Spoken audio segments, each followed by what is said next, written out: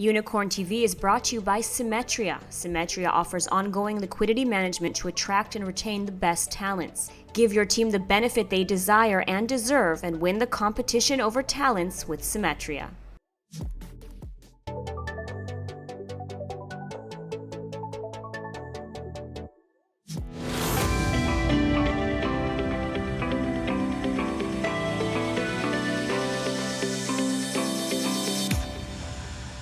Hi, I'm Lidarga Velazi. And I'm Ziv Kinan. And welcome to Unicorn TV, where we discuss what's new in the private markets and meet with leading tech companies. Unicorn TV is produced by Symmetria, provider of secondary liquidity solutions in partnership with FinTech TV, broadcasting from the New York Stock Exchange. And coming up on today's show, a first-of-a-kind international collaboration between the Central Bank of Israel and other global partners explores the use of digital currencies in cross-border payments. And joining us today, Alec Feingold, who will talk about what it takes to build a successful SaaS startup.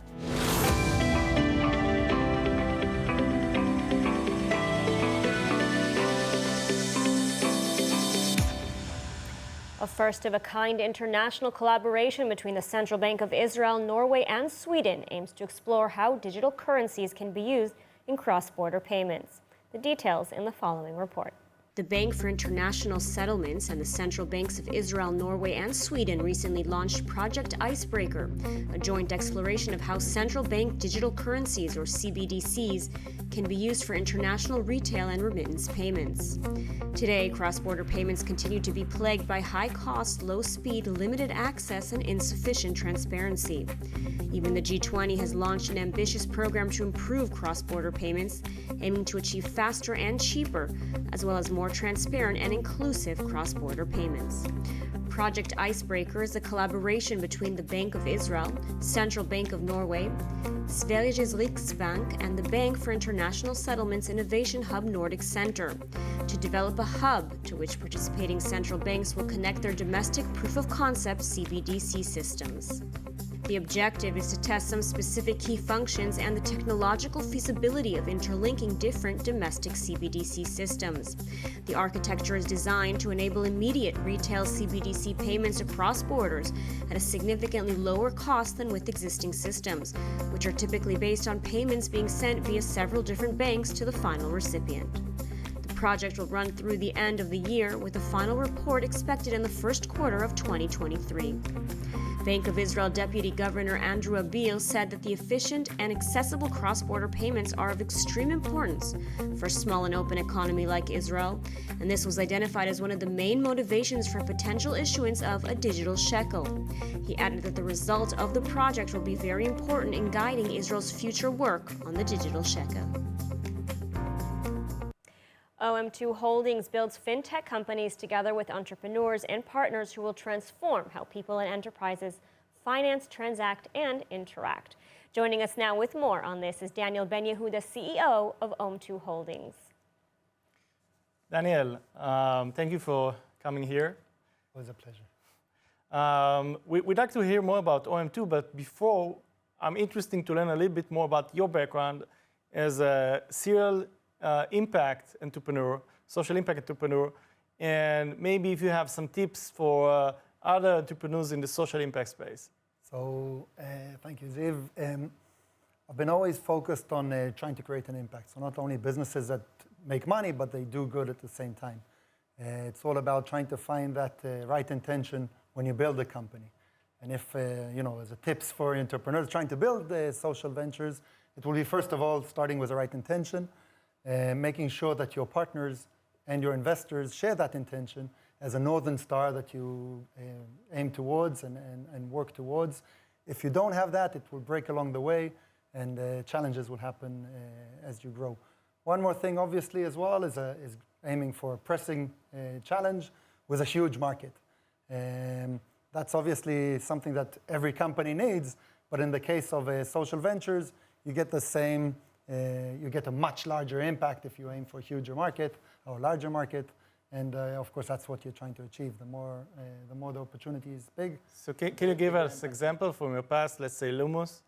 So I was involved in setting up a company called Lumos, which was doing solar home systems in West Africa. Basically, it's like a leasing model on solar systems.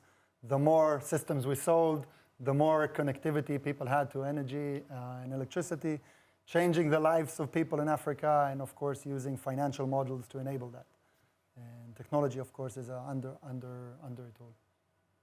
Amazing. So, other than sort of the social impact, as CEO of OM2 Holdings, what are you looking for when investing in startups? So we look, first of all, at the larger trends, right? So the banks and the financial institutions are changing their roles in the world, and the way we consume financial services, we as individuals and we as companies consume financial services, is changing rapidly. And of course, we're looking as a fund, a tech-focused fund, we're looking for those technology platforms that can serve the players of the future. So if it's a bank in the future, if it's a company providing a financial service, in any case, they'll need efficient technology to run that in a cost-effective way, and of course, support those future models of fintech of the future. Mm-hmm. Nice.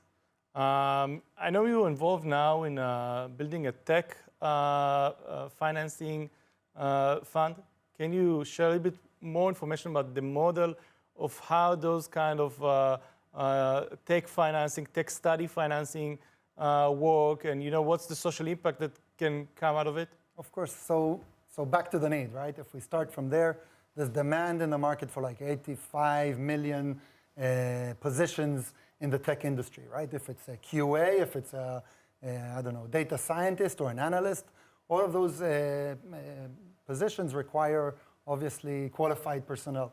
The markets are changing, right? And what we're trying to build now is a tech education impact fund, in a sense, that will provide financing for students that are looking into career changes and looking to find ways to enter this tech world from early positions. Of course, financing their studies, and afterwards helping them find a job. And the idea is around how do you create a model that makes financial sense, or let's say a creative financial model to support those students as they make the first steps into the market. It's all success-based. Student will pay only after he's successfully found a position that he's aiming for, and at the same time, the fund will be there to back him along the way. So I think, I see a correlation between Lumus and this project. Basically, they're both financing projects, right? In both projects, you need to finance something which then afterwards would generate a constant yield, and that would create the impact. The impact would be that the change that you create for that person by basically providing the finance upfront for the needs that they have, right? You're definitely bang on the spot. The idea is to create creative financial structures, innovation on the finance side that will support the change you want to see in the world. The real change we want to see in the world. Amazing. Daniel Ben-Yehuda, thank you so much for taking the time to speak with us today. It was a pleasure. Thank you. Okay. And now our next segment, brought to you in collaboration with the Elephant Brokerage. This week, we're looking into Malwarebytes, a developer of a network security platform intended to stop cyber attacks before they compromise home computers and business endpoints. The company's software uses an advanced heuristic detection engine that removes malicious threats from computers, enabling businesses and other users to get protection against dangerous threats such as malware, ransomware, and exploits that escape detection by traditional antivirus alternatives. Based in California, the company was founded in 2008 and has to date received some $180 million in funding, including a recent $100 million investment from Vector Capital. Pantera is the world's leader in automated penetration testing, which became a unicorn early in 2022. And Commit is a technology services powerhouse that enables companies to build and fulfill their digital technology vision. So what do they have in common? Our next guest. Joining us now is Alec Feingold, co-founder of Pantera and chairman and president of Commit. Thank you for joining us. Thank you for having me. So let's start with, maybe you can tell us a little bit about Pantera and about Commit. What exactly did you do? So Pantera is the world leader in automated penetration testing. We became unicorns at the beginning of this year. And Commit is a technology powerhouse that helps companies like Pantera to achieve their technology vision. Commit has a lot of different customers around the globe, among them 30 unicorns. And I'm proud of both of those companies. So you have one service company and one product company that you founded. And how does those two combine? Like this, is this the lesson that you've learned from your time at Commit that you implemented to Pantera? There are many lessons that I implemented in Pantera, and they are very different, as you mentioned. One is a product company, which is a VC-backed. The other one is a bootstrap company, which is a services company. One is profitable since day one. The other one, had to burn a lot of money, but makes a lot of money. At the end of the day, I love all my kids, and at the end of the day, I think that Commit is one of the reasons that Pantera became what it is today. Because at the early days, and that's one of the key ingredients for a startup, is how they manage their money and resources at the early days, the first few years. Yeah. And Commit as a service powerhouse that enables different positions from cloud, cyber, development, etc., to companies, gives such companies the flexibility to control their budget. Speaking of SaaS startups, I know that you have some good tips for SaaS. SaaS is a software as a service startup. Can you share with us some of your tips? Sure. First of all, when you build a SaaS company or any technology company, you need to look at three main ingredients. The first one is the need in the market. Is the need is really there? You need to be blunt and honest with yourself if the need that you are trying to solve is a must-have need or a nice-to-have need. If it's a must-have need, then you need to look at the market and see if it's a big enough market, because sometimes you can find a very important need, but it's a very small niche market. The second thing is when you go and you start building your product, don't take shortcuts.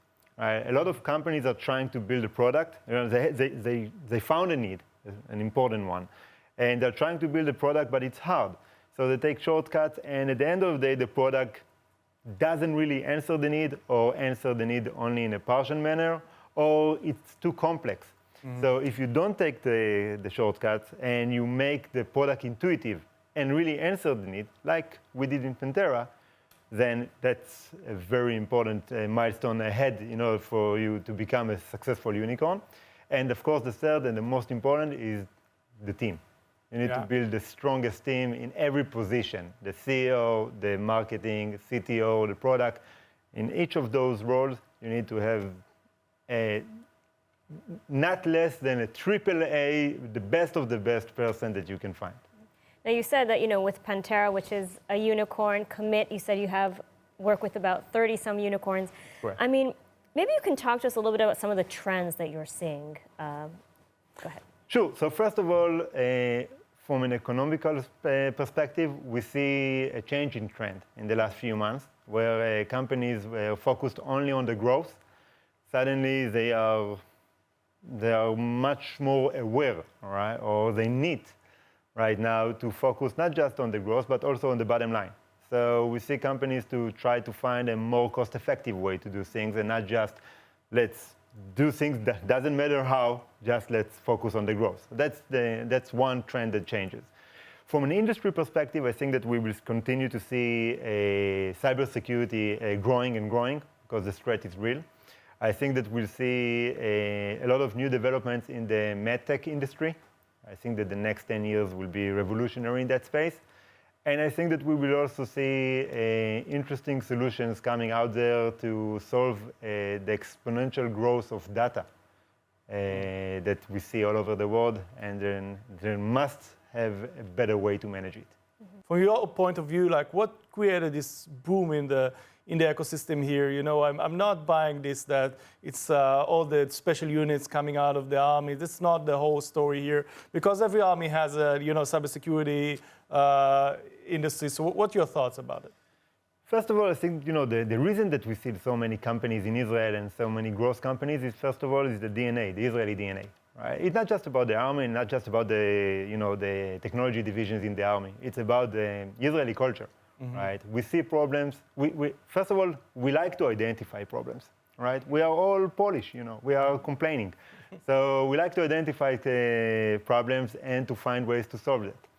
And secondly, there is a can-do attitude in the Israeli mentality. It's not just, I found a problem and I think that I have a way to solve it. It's, let's really take that idea and let's try to solve it. And that's something that you see in our Israeli DNA because, we had to fight to survive, and we cannot rely on anyone else. So that's the mentality that we took in the high-tech space, and that's why we are one of the leaders in the world. Embedded into the Israeli DNA. Yeah. Alec Feingold, thank you so much for taking the time to speak with us today. Thank you. Thank you for having me. And our final guest joining us now with the market research update, Roman Colushny from ApeView, a global leader in market-based pricing data for private stocks. Roman, thanks for joining us. Thank you for having me. So we're approaching the end of the year. How have the stocks of private companies fared compared to public equity this past year? Well, it's been an interesting journey for private stocks.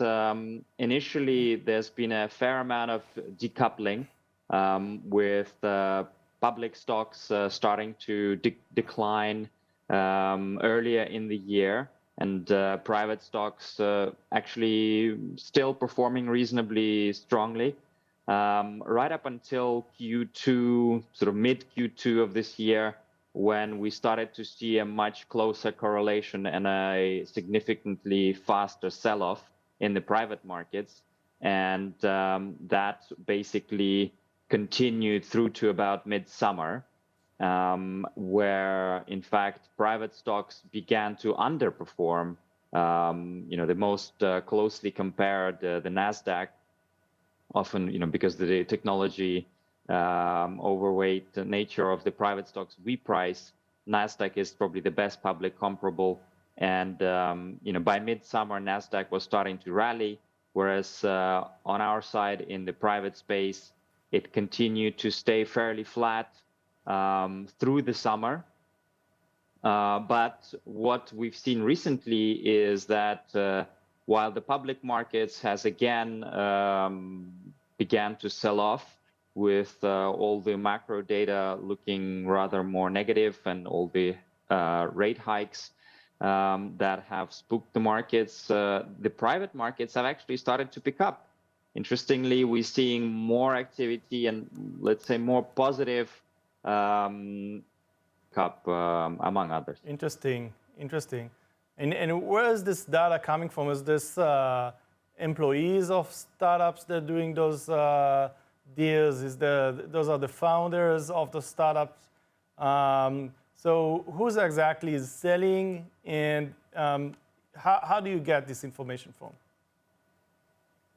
So this is not any one particular sort of group. This is generally seen across the market, and we get this information from the consortium of brokers that we work with. So we have a number of brokers that have signed up to ApeView on a give-get basis, so they get data in return for submitting data.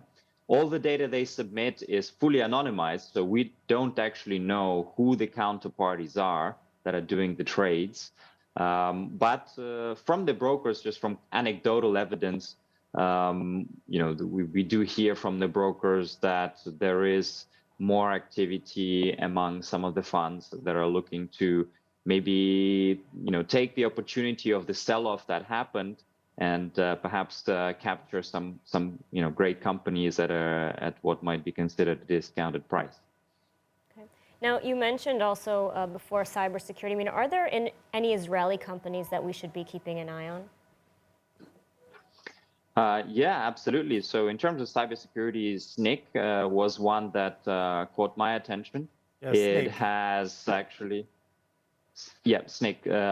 It has performed quite well recently, with its price going up almost to match where it was at earlier in the year, so rebounding from the lows of the summer. In the data space and data visualization, we've seen also a good progress. That's probably the sector that is, as a whole, performed better versus the overall 8view50 that we track as the kind of index of all largest or at least most liquid private companies that we're seeing. And from Israel, Sisense has been doing very well recently. Again, rebounding from the drops in prices that we've seen over the summer, and not far off the higher levels that it reached at the start of the year. All right, Roman, thank you for the market update. Thanks for joining us.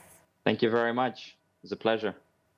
And that's it for today's show. I'm Lidar Gravelazi. And I'm Ziv Kenan. Be well, and thank you so much for watching.